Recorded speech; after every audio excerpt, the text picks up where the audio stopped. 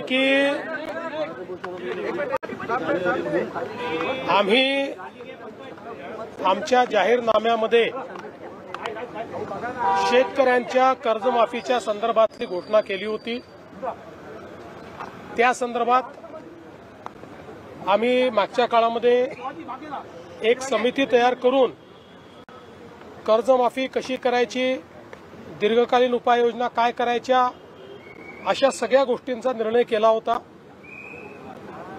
कारण कर्जमाफी हा एक भाग आहे, पण शेतकरी वारंवार कर्जाच्या विळख्यात अडकतो आणि म्हणून त्यांना आपण बाहेर कसं काढू शकतो अशा प्रकारचा सगळा विचार व्हावा अशा प्रकारची अपेक्षा होती।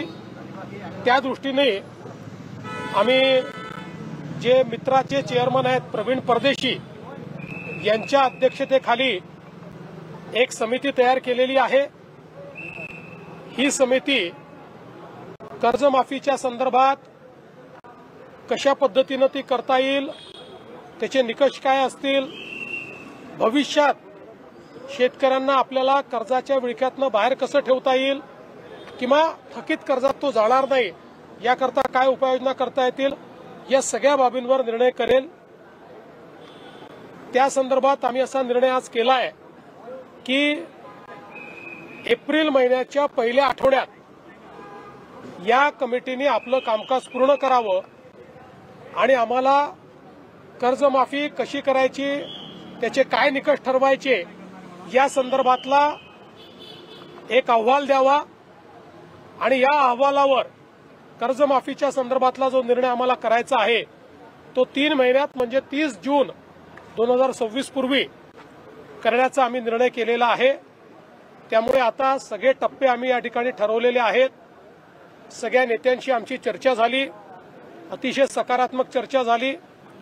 त्या चर्चेमध्ये त्यांनी देखील याला मान्यता दिलेली आहे। आम्ही त्यांना समजावून सांगितलं की आम्ही पहिल्या दिवशीपासून कर्जमाफीच्या बाजूचे आहोत, आम्ही दिलेलं आश्वासन पाळू हेच सांगितलेलं आहे। पण आता लगेच शेतकऱ्यांना त्यांच्या खात्यात पैसे देणं गरजेचं आहे।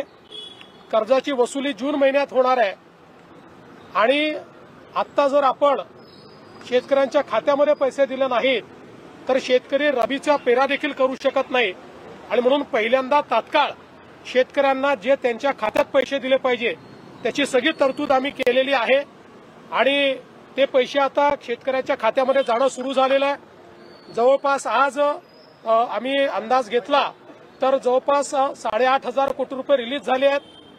त्यातले 6,000 कोटी प्रत्यक्ष खात्यामध्ये गेले आहेत आणि पुढच्या 2 दिवसात उरलेले पैसे जाणार आहेत। अजून 11,000 कोटी रुपये हे काल आम्ही जे कॅबिनेटला परवा मान्य केले तेही आता येत्या 2 ते 3 दिवसात रिलीज होणार आहेत आणि तेही शेतकऱ्यांच्या खात्यामध्ये जातील आणि अजून 1,500 कोटीची आम्ही प्रोव्हिजन केलेली आहे। त्यामुळे आता शेतकऱ्यांच्या खात्यामध्ये पैसे जाणं हे महत्वाचं आहे, ते आम्ही जाणं सुरू केलेलं आहे आणि माझा अंदाज आहे की पुढच्या 15 ते 20 दिवसात 90% शेतकऱ्यांच्या खात्यात हे पैसे पोहोचून जातील। 10% कदाचित अनेक वेळा आम्हाला अनुभव आहे, खात्याच्या अडचणी असतात, त्या जाऊन सोडवाव्या लागतात, मल्टिपल खाती असतात, अशा प्रकारच्या गोष्टी असतात।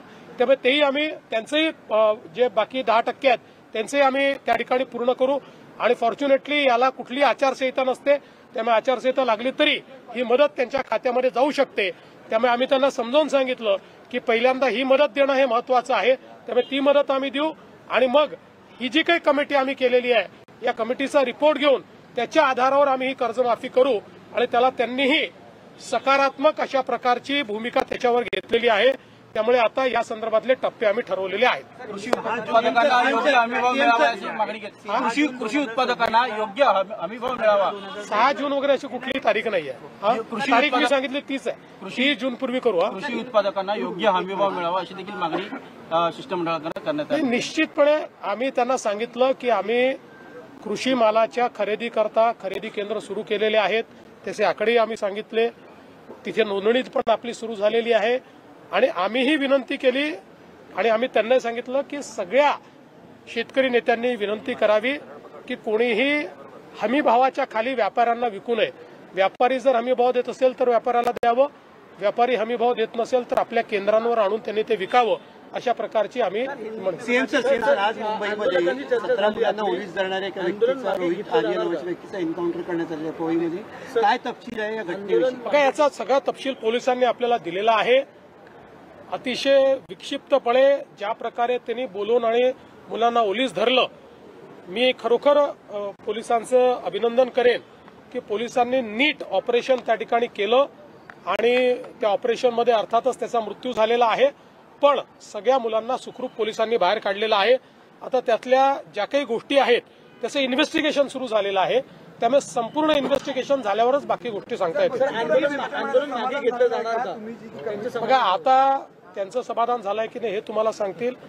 आम्हाला असं वाटतं त्यांचं समाधान झालंय, पण त्यापेक्षा आम्हाला महाराष्ट्रातल्या शेतकऱ्याचं समाधान करणं हे जास्त महत्वाचं वाटतं. ते करण्याचा आम्ही प्रयत्न करू. खूप मोठा निर्णय आहे, खूप मोठा निर्णय आहे, पण सरकारवर आधीच थोडासा आर्थिक बोजा देखील आहे, तर कसं सॉर्ट आउट आहे. आता हे खरंच आहे की आर्थिक बोजा मोठा आहे, सरकार आर्थिक अडचणीत आहे, पण जसं आता आर्थिक अडचणीत असतानाही आपण आजपर्यंतची सर्वात मोठी मदत ही अतिवृष्टीमध्ये यावेळेस केली आहे. मार्ग काढू आता त्यातनं काहीतरी.